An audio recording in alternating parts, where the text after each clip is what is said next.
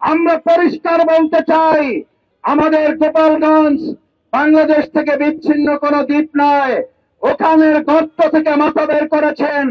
বাংলাদেশের প্রত্যেকটি গর্ত যেমন বন্ধ হয়েছে, সর্বশেষ গোপালগঞ্জের গর্তের ফুটো বন্ধ করেই চূড়ান্ত বিচার ঘোষণা দেওয়া হবে।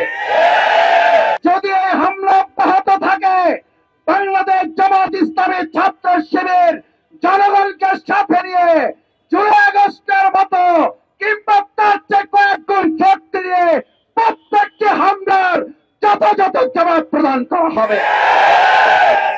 আপনারা ইতিমধ্যে শুনেছেন, গোপালগঞ্জে এনসিপির যে পদযাত্রা ছিল, সেই পদযাত্রায় আওয়ামী ফ্যাসিবাদের লুকিয়ে থাকা চোরের মতো, ডাকাতদের মতো, লুটেরাদের মতো যারা লুকিয়ে থেকে সেখানে এনসিপির পদযাত্রায় ন্যাক্কারজনকভাবে হামলা চালিয়েছে, আমরা তার তীব্র নিন্দা এবং প্রতিবাদ জানাচ্ছি। এ কারণে আমরা বলেছিলাম, ফ্যাসিবাদের বিচার নিশ্চিত না করে দেশে অন্য কোনো কাজে হাত দেওয়া যথার্থ নয়। এ কারণে আমরা বলেছিলাম, একটা যথার্থ সংস্কার ছাড়া শুধু নির্বাচন নির্বাচন নির্বাচন করা যথার্থ নয়। আজ গোপালগঞ্জে ফ্যাসিবাদের এই গর্ত থেকে মাথা বের করে তাদের আবার সামান্য হুঙ্কার দেওয়া, আমাদের এই সহযোদ্ধাদের উপর, জুলাই যোদ্ধাদের উপর হামলা করা প্রমাণ করে জামাত ইসলামের বিচার এবং সংস্কারের দাবি যৌক্তিক আছে, যৌক্তিক ছিল এবং যৌক্তিক থাকবে। এই জন্য আসুন আমরা আগামী 19 জুলাইয়ের জাতীয় সমাবেশ বাস্তবায়নের মধ্য দিয়ে ফ্যাসিবাদের লুকিয়ে থাকা দোষরদের শেষ চিহ্নটুকু আমরা মাটির সাথে মিশিয়ে না দেওয়া পর্যন্ত আমাদের আন্দোলন থামবে না। ততক্ষণ পর্যন্ত নির্বাচন সুষ্ঠু হতে পারে না। এই ফ্যাসিবাদের দোষরদের একটা বীজ যতক্ষণ থাকবে, এই দেশের মানুষকে তারা শান্তিতে থাকতে দেবে না। আজ গোপালগঞ্জে আমাদের জুলাইয়ের সহযোদ্ধারা শুধু অবরুদ্ধ নয়, আজ বলতে হবে তারা ন্যাক্কারজনক ভাবে গোটা বাংলাদেশকে অবরুদ্ধ করার দুঃসাহস দেখিয়েছে। আমরা এখান থেকে ঘোষণা করছি, গোপালগঞ্জের আমাদের জুলাই সহযোদ্ধারা তারা ওখানে একা নয়, আমরাও বাংলাদেশের বিভিন্ন প্রান্ত থেকে আপনাদের সাথে আছি। এই লড়াই আমরা সবাই মিলে 5 আগস্ট যেমন বিজয় নিয়েছি, শেষ পর্যন্ত আমরা বিজয় থেকে লাস্ট পথে লড়াই করব।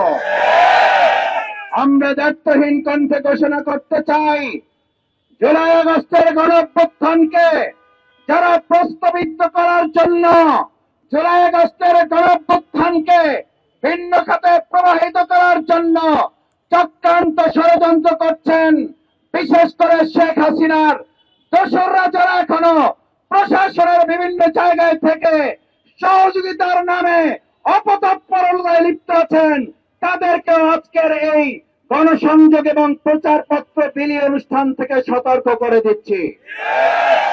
গোপালগঞ্জ এমন কোন জায়গা নয় যেটা বাংলাদেশ থেকে বিচ্ছিন্ন। যদি এই হামলা অব্যাহত থাকে, বাংলাদেশ জামাত ইসলামী ছাত্র শিবির জনগণকে সাথে নিয়ে জুলাই আগস্টের মতো কিংবা তার চেয়ে কয়েক গুণ শক্তি দিয়ে প্রত্যেকটি হামলার যথাযথ জবাব প্রদান করা হবে। ব্যর্থ পরাজিত শক্তি আওয়ামী লীগ, ব্যর্থ পরাজিত শক্তি ফ্যাসিবাদ হাসিনা, আমরা পরিষ্কার বলতে চাই, আমাদের গোপালগঞ্জ বাংলাদেশ থেকে বিচ্ছিন্ন কোনো দ্বীপ নয়। ওখানের গর্ত থেকে মাথা বের করেছেন।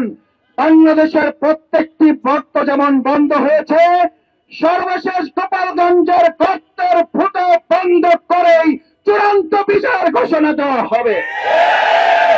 সুতরাং ভাই এবং বন্ধুগণ, আমাদের এই লড়াই, আমাদের এই আন্দোলন আগামী দিনের এই নতুন বাংলাদেশ বিনির্মাণের আন্দোলন, মানবিক বাংলাদেশ বিনির্মাণের আন্দোলন, ফ্যাসিবাদ মুক্ত বাংলাদেশ বিনির্মাণের আন্দোলন।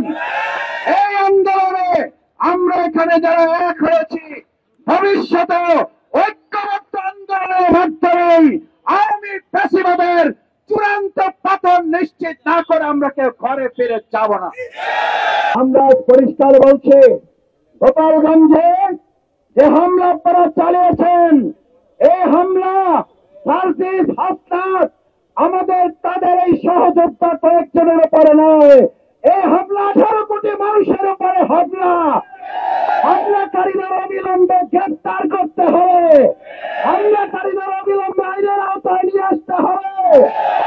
যে সমস্ত প্রশাসনের কর্তা ব্যক্তিরা নির্লিপ্ততা দেখিয়েছেন তাদের বিরুদ্ধে অন্তর্বর্তীকালীন সরকারকে ব্যবস্থা গ্রহণ করতে হবে।